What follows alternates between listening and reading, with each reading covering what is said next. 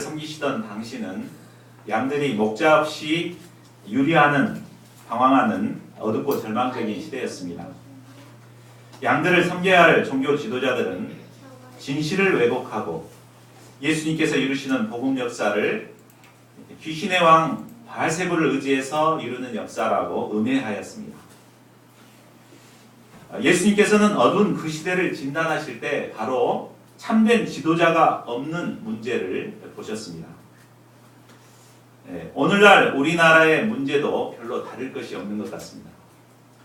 세월호의 사건을 통해서 현재 우리나라 지도자들의 모습이 아주 적나라하게 드러난 것 같습니다.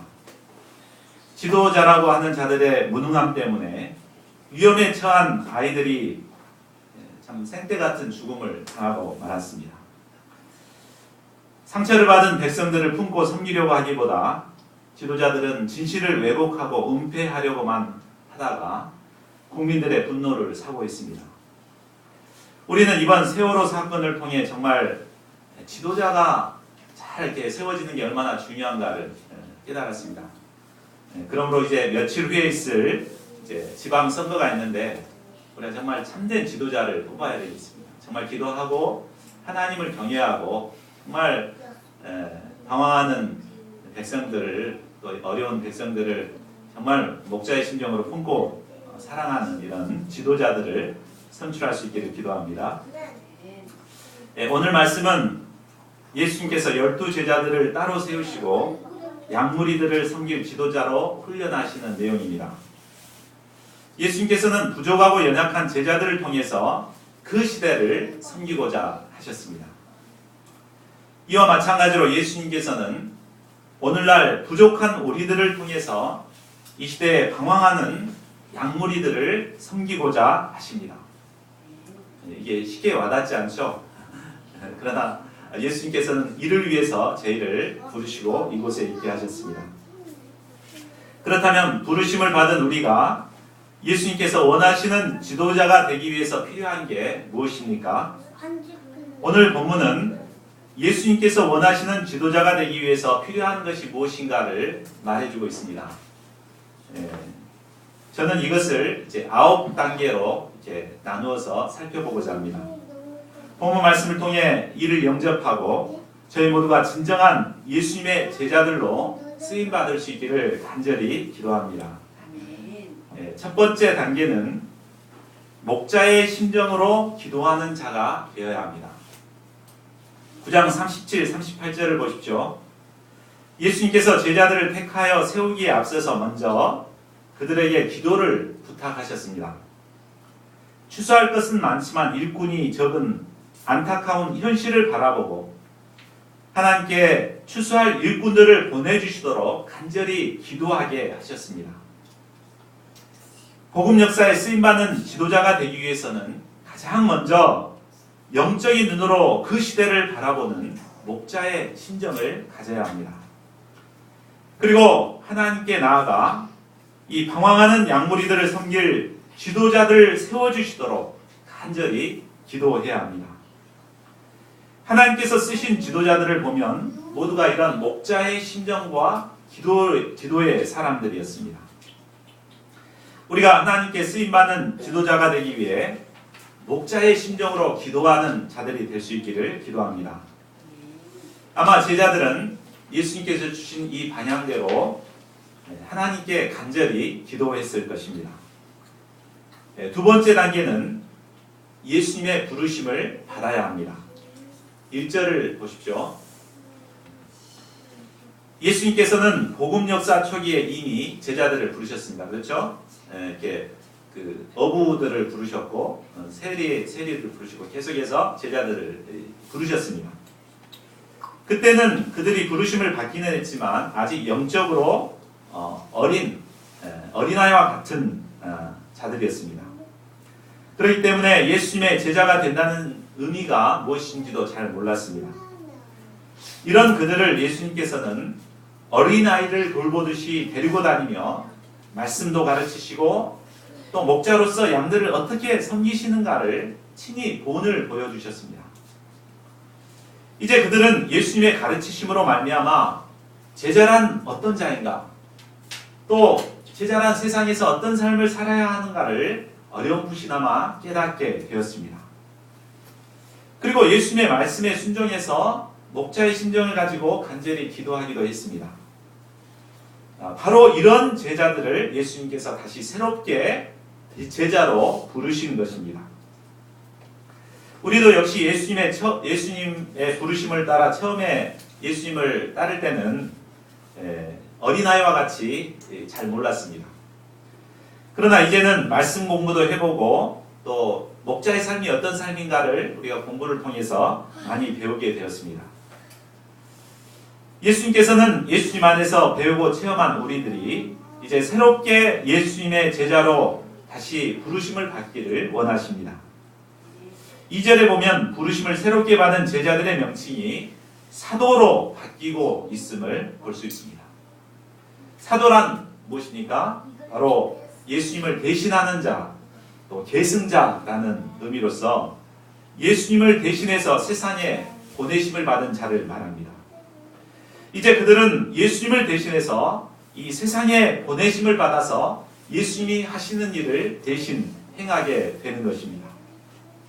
1절 하반절을 보십시오. 예수님은 그들을 부르신 후에 그들이 사도로서의 사명을 감당할 수 있도록 권능도 함께 주셨습니다. 더러운 귀신을 쫓아내고 또 모든 병과 모든 약한 것을 고치는 권능도 함께 주셨습니다. 예수님께서 사람을 부르시고 사명을 주실 때는 반드시 사명을 감당할 수 있는 이런 권능도 함께 주십니다. 이 때문에 우리는 연약함에도 불구하고 담대히 사명을 감당할 수 있습니다. 제가 90년대 초반에 부르심을 받고 순천대 개척 사명을 감당했죠. 그때 참 정말 어린아이와 같은 자였는데 제가 사역을 섬기다 보면 귀신 들린 사람도 만나고 문제 많은 양들도 이렇게 만나거든요. 근데 귀신 들린 양들 만나면 참 두려워요, 사실은.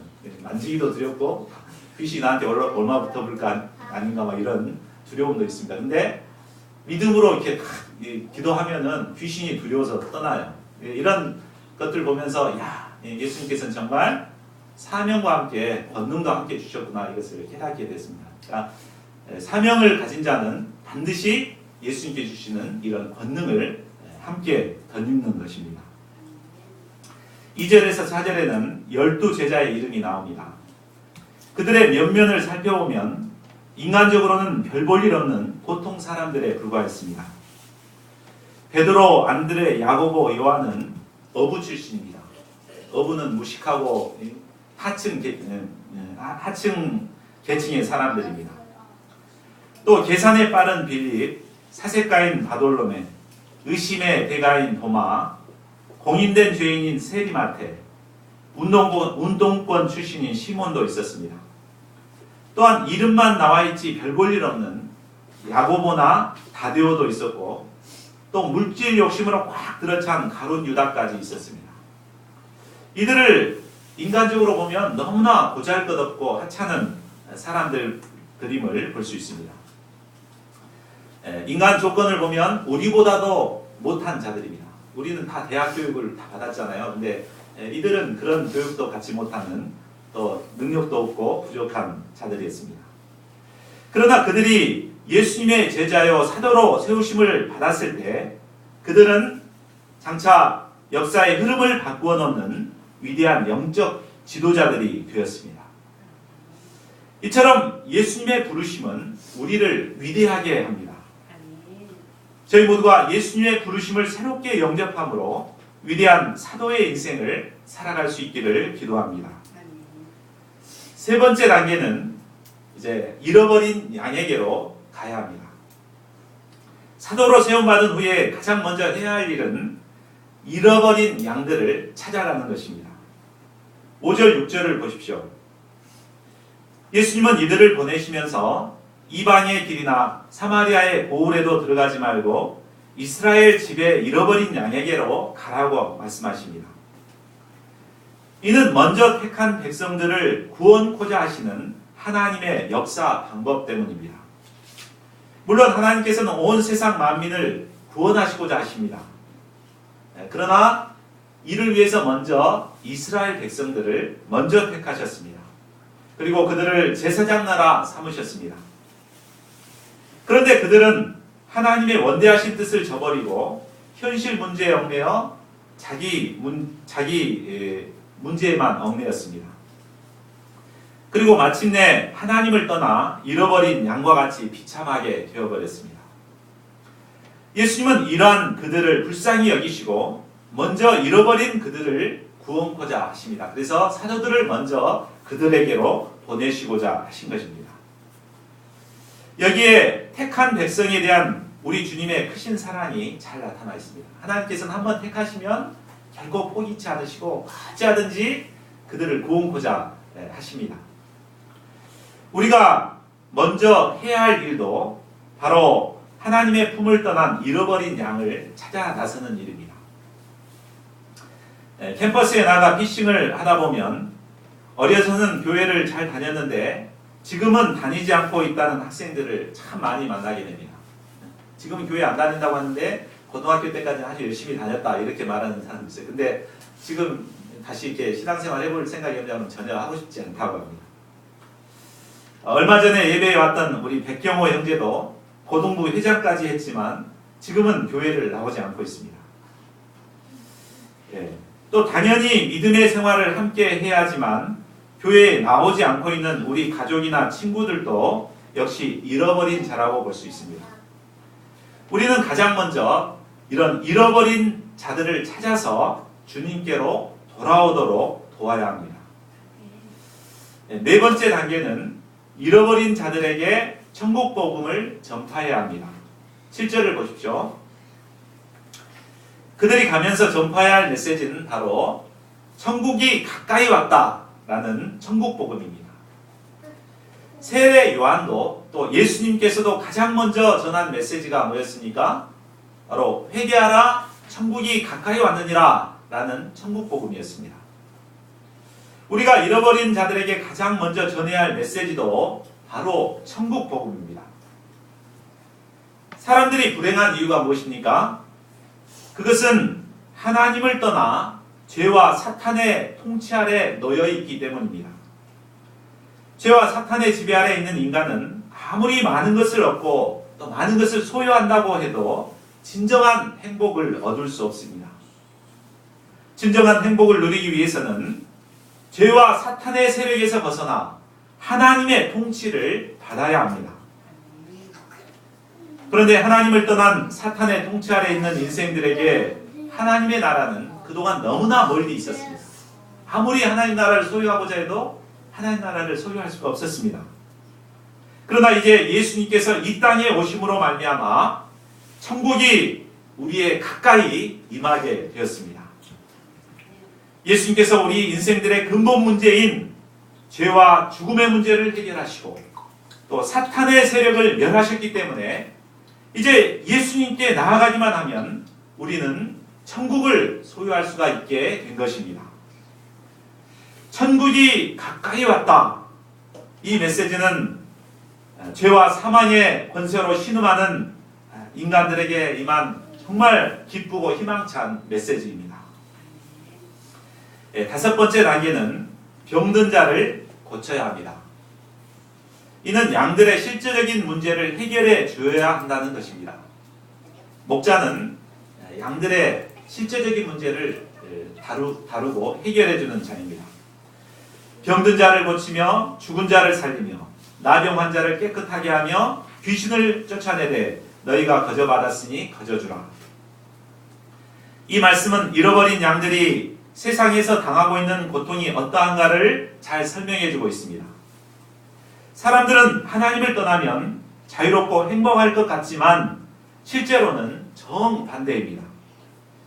하나님을 떠난 인간은 죄로 인해 내면이 병들게 되고 또 사망 권세에 시달리며 그 내면은 문둥이와 같이 취해지고 더러워집니다.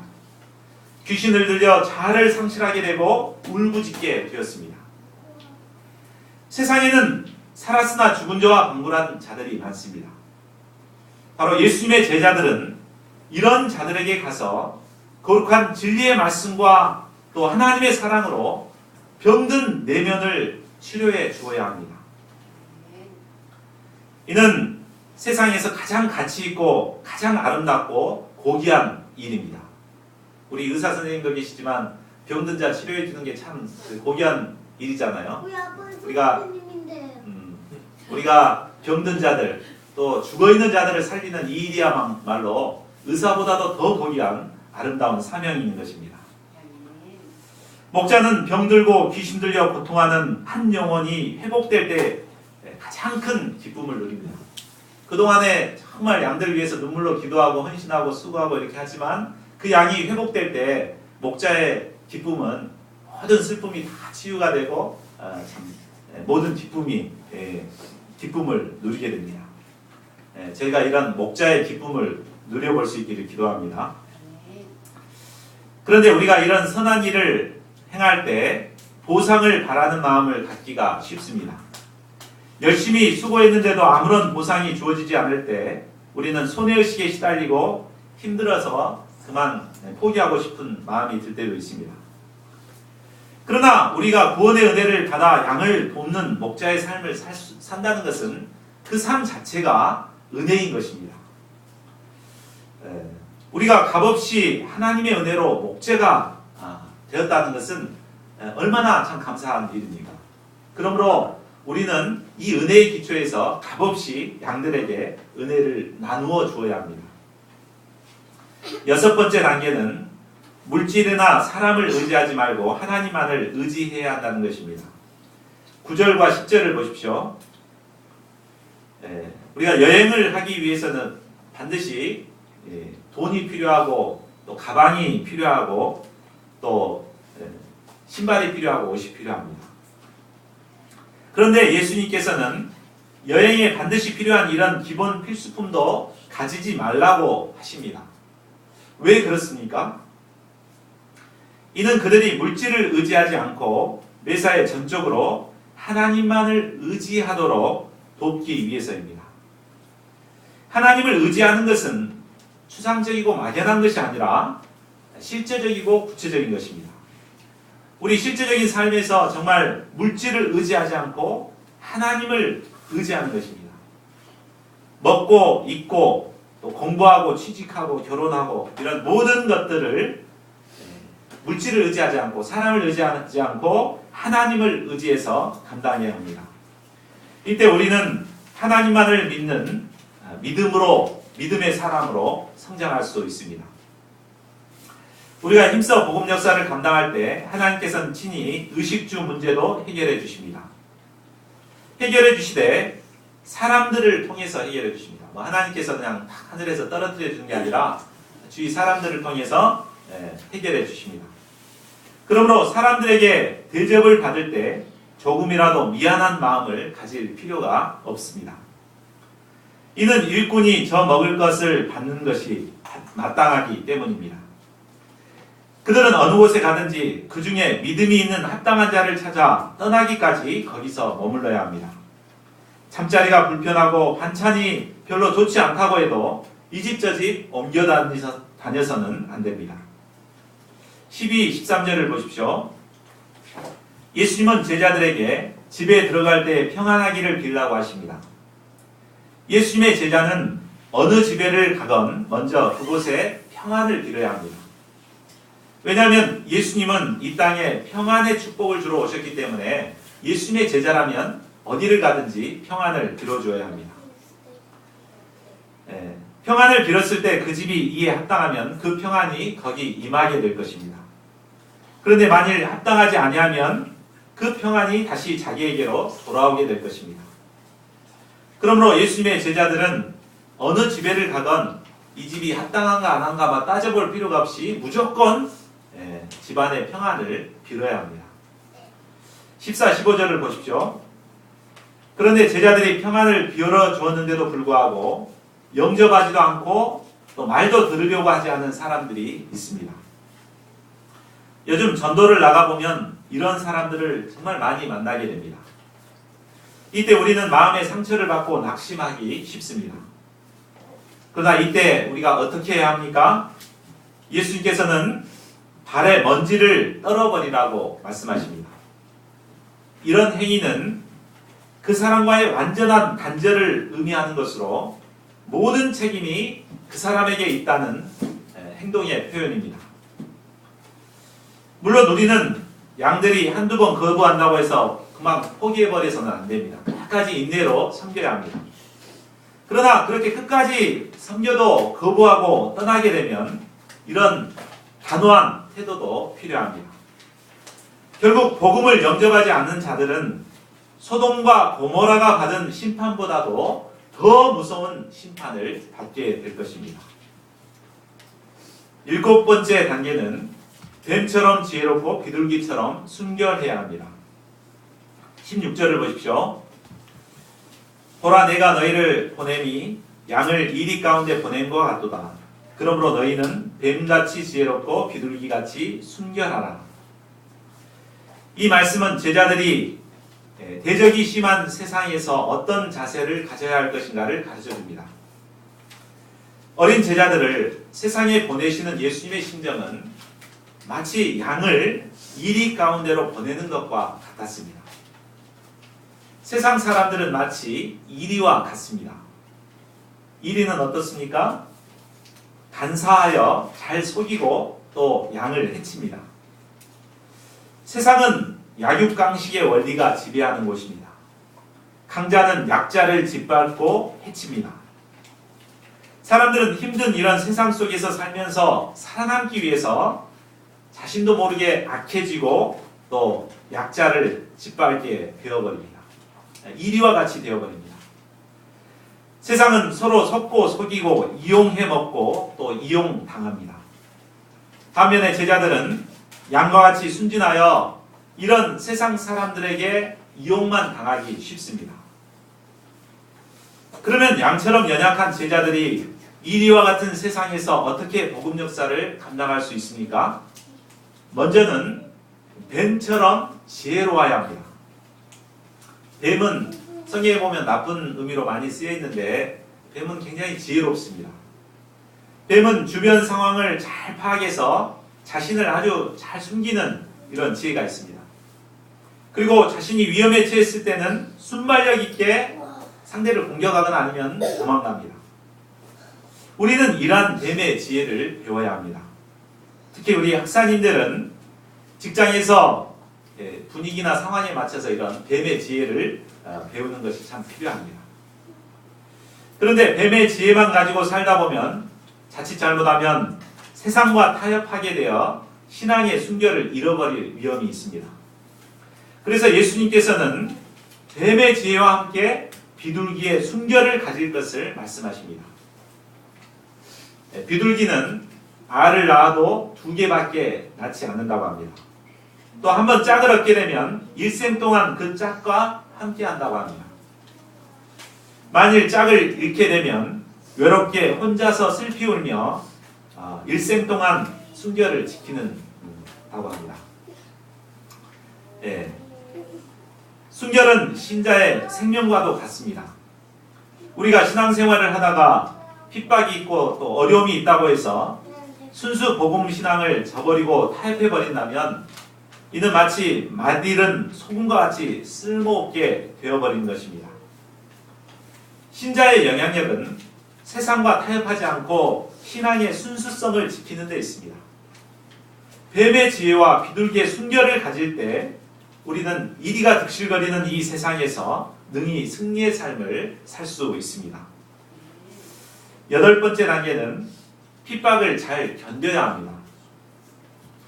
일반적으로 사람들은 예수님을 믿으면 세상 사람들로부터 인정과 칭찬을 받을 것을 기대합니다. 우리가 신앙생활 잘하면 세상 사람들이 인정해주고 내가 높아지고 이렇게 생각하죠.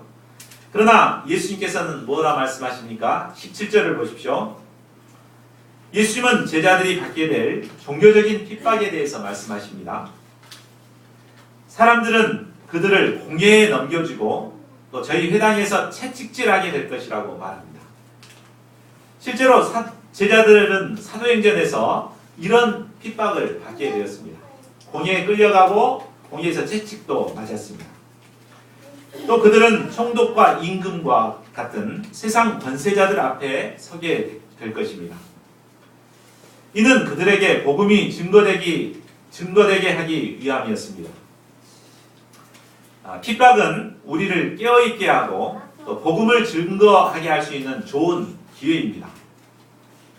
그들이 이런 핍박을 받을 때 무엇을 어떻게 말할까 염려할 필요도 없습니다. 이것은 성령께서 할 말을 주시기 때문입니다. 21절에서 예수님은 가정 핍박에 대해서도 말씀하십니다. 가정의 핍박은 사랑하는 부모와 형제로부터 받는 핍박이기 때문에 더욱 견디기가 힘이 듭니다. 뿐만 아니라 제자들은 예수님의 이름을 인하여 모든 사람에게 미움을 받게 될 것이라고 말합니다. 사람들이 예수님의 제자들을 미워하는 것은 실상은 하나님을 미워하고 또 예수님을 미워하기 때문입니다. 우리가 이처럼 여러 가지 핍박을 받게 되면 현실과 타협하고 싶고 또 중도에서 신앙생활을 포기하고 싶어집니다. 이런 핍박이 없는 곳에서 아주 편안하게 신혼자인 듯 아닌 듯 이렇게 신앙생활하고 싶어집니다. 그러나 어려움이 있다고 해서 신앙생활을 포기해버린다면 어떻게 됩니까? 결코 구원에 이를 수가 없습니다. 우리 22절을 우리 경계하는 심정으로 한번 읽어보겠습니다. 시작. 또 너희가 내 이름으로 말미암아 모든 사람에게 미움을 받을 것이나 끝까지 견디는 자는 구원을 얻으리라. 구원은 세상의 어떤 것과도 바꿀 수 없는 가장 고귀한 것입니다. 사람이 온 천하를 얻고도 그 영혼을 잃어버린다면 무슨 소용이 있겠습니까? 그러므로 우리는 어떤 핍박이 올지라도 끝까지 그 핍박을 견딤으로 구원에 이르는 자들이 되어야겠습니다. 아멘 하십시오. 24, 25절을 보십시오. 우리의 선생이신 예수님께서도 핍박을 받으셨는데 그의 제자된 우리가 핍박을 받는다는 것은 너무나 당연한 일입니다. 예수님은 심지어 마귀의 왕 바알세불이라는 비난까지도 받으셨습니다. 하물며 우리야 어떠하겠습니까? 진정한 예수님의 제자라면 핍박을 당하는 것이 너무나 당연한 것입니다. 핍박이 없다는 것은 오히려 정말 신앙생활 잘하고 있지 않는 것이라고 볼 수 있습니다. 우리에게 핍박이 없다고 한다면 그것이 이상한 것입니다. 우리가 주님의 고난에 동참할 때 이제 주님의 영광에도 동참할 수 있습니다. 우리가 핍박을 오히려 사모하고 장차 이 주님의 영광에 동참하는 자들이 될 수 있기를 기도합니다. 이제 마지막 9번째 단계는 두려워하지 말아야 한다는 것입니다. 핍박을 받게 될 때 제자들은 핍박하는 자들을 두려워하기 쉽습니다. 그러나 두려워할 필요가 없다고 말씀하십니다. 26절, 28절, 31절에는 두려워하지 말라는 말이 3번 반복해서 나오고 있습니다. 그리고 우리가 두려워하지 말아야 할 이유도 3가지로 말씀하고 있습니다. 그 이유가 무엇입니까? 첫째로 결국은 진리가 승리하기 때문입니다. 26절은 진리는 진리대로 드러나고 불의는 불의대로 드러나므로 결국 진리가 승리함을 말해줍니다. 그러므로 제자들은 예수님께로부터 받은 사소한 말씀이라도 두려워하지 말고 담대히 선포해야 합니다. 둘째로는 핍박자들은 몸은 죽여도 영혼은 능히 죽이지 못하기 때문입니다. 핍박자들은 우리를 영원히 파멸시킬 것처럼 우리를 위협합니다. 그러나 실상 그들은 우리의 몸은 죽일 수 있지만 더 이상 아무것도 할 수 없습니다. 그러나 하나님은 우리의 몸과 영혼을 능히 지옥에 던져 멸하실 수 있는 분이십니다. 그러므로 우리가 누구를 두려워해야겠습니까? 우리의 목숨을 노리는 사람들을 두려워해야 됩니까? 하나님을 두려워해야 합니다. 하나님을 두려워해야 되죠. 우리가 하나님을 두려워할 때 이런 사람에 대한 두려움에서 해방될 수 있습니다. 셋째로 우리가 두려워하지 말아야 할 것은 하나님은 우리의 생명의 주관자가 되시기 때문입니다. 참새와 같은 하찮은 생명도 하나님께서 허락하지 아니하시면 하나도 땅에 떨어질 수가 없습니다.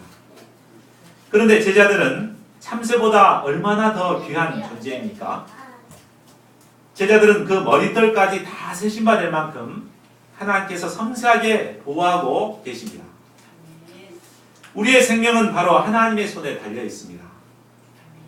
하나님이 허락하시기 전까지는 우리는 절대 죽지 않습니다. 그러므로 능히 우리를 죽이지 못하는 그들을 두려워할 필요가 없습니다. 사람이 한번 두려움에 사로잡히게 되면 움츠러들고 소극적이 되어버립니다. 그리고 믿음을 지키지 못하고 현실과 타협해버립니다. 그래서 결국은 사람 앞에서 예수님을 부인하게 됩니다. 계시록 21장 8절에 보면 지옥행 1호가 어떤 자입니까? 어떤 자죠? 두려워하는 자들 그랬습니다. 지옥행 1호가 바로 두려워하는 자들입니다. 결국 두려움에 사로잡혀 있으면 죄와 타협하게 되고 결국은 죄에 넘어갈 수밖에 없습니다. 그래서 이제 불과 유황으로 타는 못에 참여하는 심판을 받게 됩니다. 그러나 두려워하지 않고 끝까지 믿음으로 주님을 시인하는 자는 어떻게 됩니까? 우리 32, 33절을 함께 읽어보겠습니다. 시작.